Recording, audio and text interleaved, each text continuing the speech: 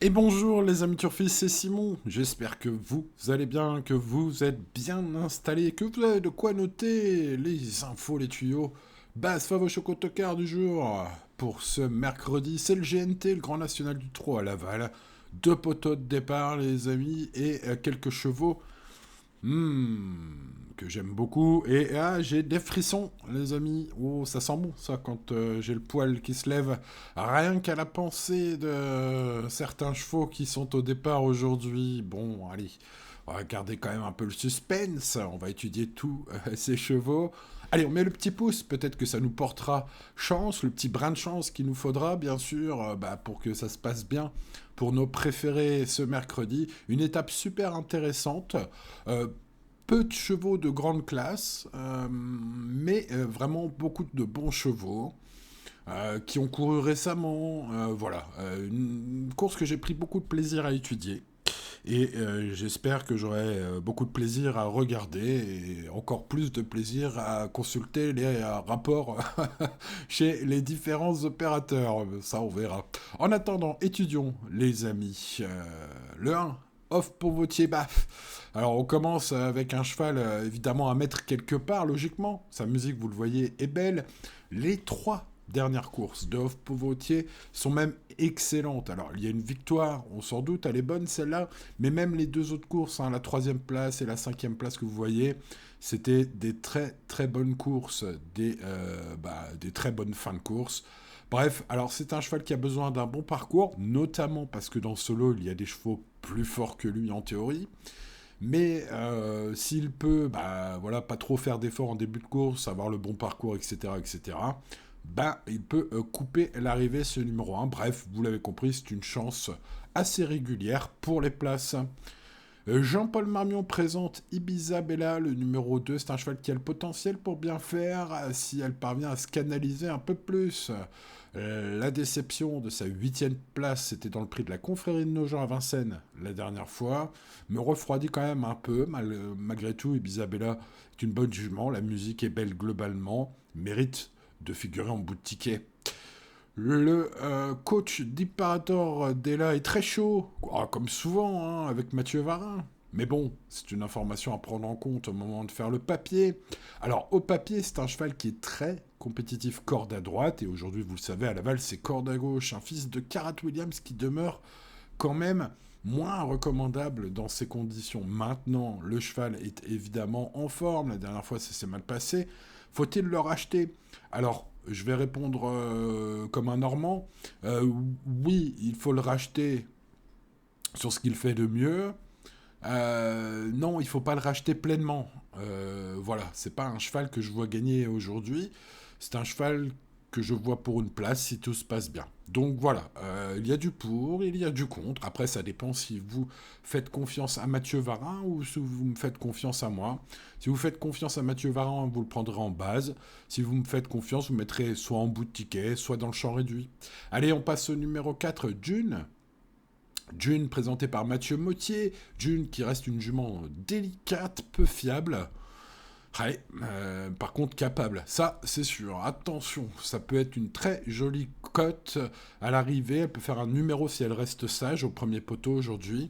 Attention à ce numéro 4. Le numéro 5 habite soirée a des ambitions, puisqu'on appelle Eric Raffin. C'est un cheval qui est bien engagé au premier poteau. Alors, selon Frédéric Senet, son coach, elle peut prendre une place. Bon, c'est un cheval hein, qui a déçu cette saison. Alors bon, évidemment, premier poteau aujourd'hui, Eric Raffin, en mode course, on a l'impression que, ouais, il faut peut-être s'en méfier. Bon, au final, moi, je ne l'ai pas gardé dans mon prono, mais je vais le mettre dans les chevaux associés en champ réduit. On passe au numéro 6 en très grande forme et bien engagé pour trouver encore une compensation à ses malheurs. Disqualifié à Caen, enfermé dans la ligne droite la dernière fois à Vincennes, bref, naturellement, il peut viser le podium, Jingle Dupont. Si Nicolas Bazir trouve le bon chemin, évidemment qu'il va jouer le podium, ce 6. Maintenant, il n'a pas été trop chanceux ces derniers temps, mais il a montré quand même qu'il était en pleine forme, hein. Donc, au premier poteau, ce numéro 6 sera ma base.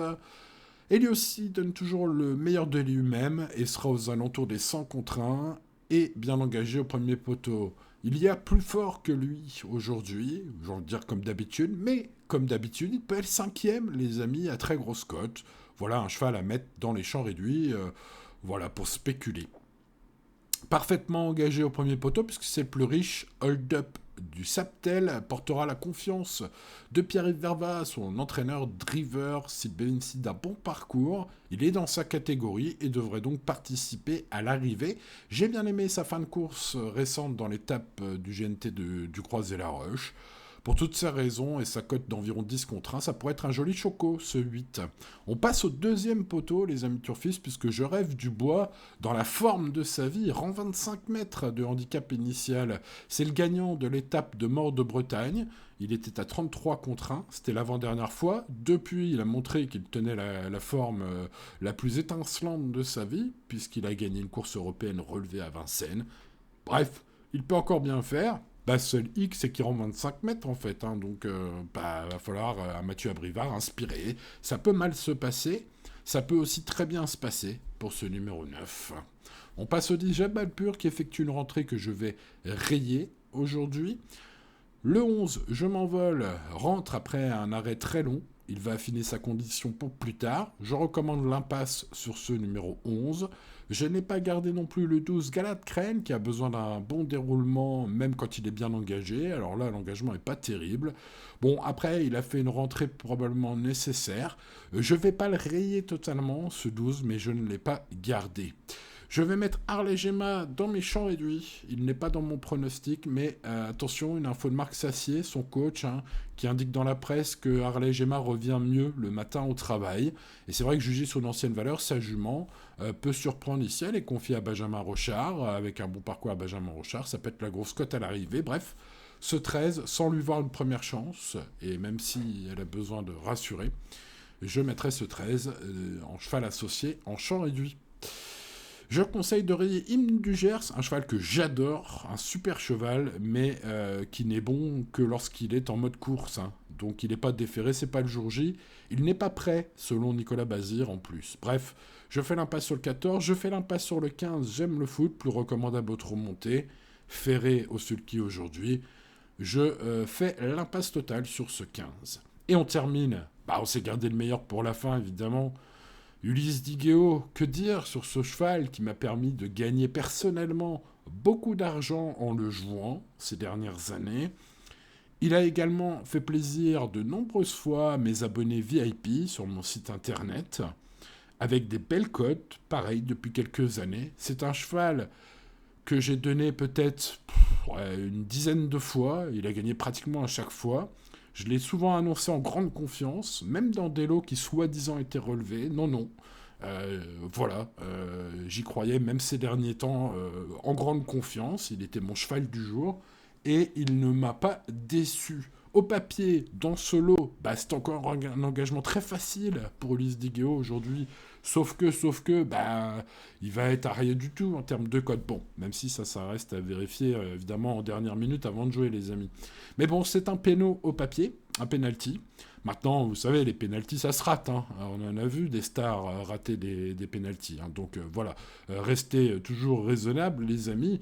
Maintenant, voilà, moi je fais le papier, et au papier, il n'y a que lui. Donc, bon, voilà. En plus, il a des ambitions, puisqu'il faut être bien classé aujourd'hui. Une histoire de qualification ensuite. Bref, vous l'avez compris, au papier, c'est un péno, mais sa cote ne sera probablement pas intéressante à jouer pour les joueurs de simple, je parle aujourd'hui. Ça reste quand même à vérifier, les amis, et aux courses, vous savez, un oiseau qui passe, un cheval qui lui passe devant, il peut se passer tellement de choses que c'est rare que jouer 1,5 contre 1 soit intéressant. Donc voilà. Bref, je crois que j'en ai dit pas mal sur ce numéro 16. Les amis, c'est un véritable, évidemment, cheval de classe, aujourd'hui, vu le lot. Bon, alors, évidemment, vu sa cote probable, Jingle Dupont et sa position au premier poteau me semble plus intéressant à jouer, évidemment. Maintenant, attention, Jingle Dupont, il était malchanceux l'avant-dernière fois, malchanceux le coup d'après. Est-ce qu'il ne va pas encore être malchanceux? Je ne sais pas en tout cas. Bon, Nico Bazir est aux manettes, il est ambitieux. Voilà, avant le coup, tous les feux sont au vert et sa cote bah voilà, vaudra déjà un certain risque, on va dire. Donc ce 6 est intéressant, même si tout cela reste à vérifier en dernière minute. Vous l'avez compris, les amis turfistes, puisque Ulysse Digueau court tout seul dans ce lot, malgré 25 mètres à rendre. Maintenant, bah, vu que sa cote va être trop basse, est-ce qu'il faut jouer en simple? Bah ça, c'est la question. Bon, voilà, on aura évidemment plus d'éléments au moment de pouvoir comparer les cotes. Mais en tout cas, bon, pour ce qui est d'une base, évidemment, c'est le favori implacable, incontournable en majuscule, ce numéro 16. Après, les amis, les courses restent les courses, hein, vous le savez. Chaque fois, je vous précise de rester raisonnable dans ces vidéos. Et c'est pas pour rien, les amis. Le numéro 8, Hold Up du Saptel, trouve un engagement magnifique au premier poteau. Pierre-Yves Verva est confiant, avec un bon parcours et jugé sur sa belle fin de course au Croisé-la-Roche la dernière fois. Il peut faire mouche, ce numéro 8, en cas de bon parcours. Et une cote intéressante, une belle cote pour un motier sur Dune, cette jument qui porte le 4 aujourd'hui, qui n'est pas fiable, mais capable, si elle reste sage. Elle peut tout à fait compléter l'arrivée du quartet aujourd'hui, ce numéro 4. On va donc garder cela. Et puis, là, les amis turfistes, il faut mettre aussi le 9, hein, quelle forme étincelante. Le cheval est dans sa forme, et dans la forme de sa vie en ce moment. Bon, bah, il rend 25 mètres, hein, sinon, vous l'avez compris, je l'aurais mis beaucoup plus haut. Mais bon, je le garde quand même très haut, puisque je le mets dans ma colonne des préférés, enfin, sur ma ligne des préférés. 6, 16, 8, 4 et 9 sont les 5 chevaux de la course. Alors attention, derrière, il faut se méfier de bons chevaux. Le 1, Off Vautier, très régulier. Le 3, Imparator Della. Mathieu Varin est très confiant, son coach. Le 2, Ibiza Bella, qui vaut mieux que son ultime sortie, mérite aussi une note de méfiance. Et pour ceux qui jouent avec des champs réduits, on ira plus loin, puisqu'on va mettre le 7 élu aussi, hein, qui va être aux alentours des 100 contre 1, qui sera à l'affût d'éventuelles défaillances, à l'instar du numéro 5, Habit de soirée, avec Eric Raffin aujourd'hui, et Darley Gemma, le 13, mieux le matin à l'entraînement solo. Marc Sassier, voilà. Bon, je pense qu'on a fait un bon tour d'horizon. Maintenant, l'indice de confiance, c'est bon. 7 sur 10. 7 sur 10. C'est pas 10 sur 10, les amis. Donc, on reste toujours raisonnable. C'est très important. Voilà, eh bien écoutez, cette vidéo touche à sa fin, les amis turfistes. Il est temps pour moi de vous souhaiter bonne chance, de vous demander de mettre le petit pouce sur cette vidéo si vous trouvez mes vidéos utiles. N'hésitez pas à mettre le petit pouce, à partager ces vidéos sur vos réseaux sociaux. Et bien sûr, si ce n'est pas encore fait, ce serait fou, mais vérifiez quand même de vous abonner à cette chaîne. Voilà, eh bien écoutez, c'était Simon, bonne chance à vous et à demain pour de nouvelles aventures. Ciao ciao.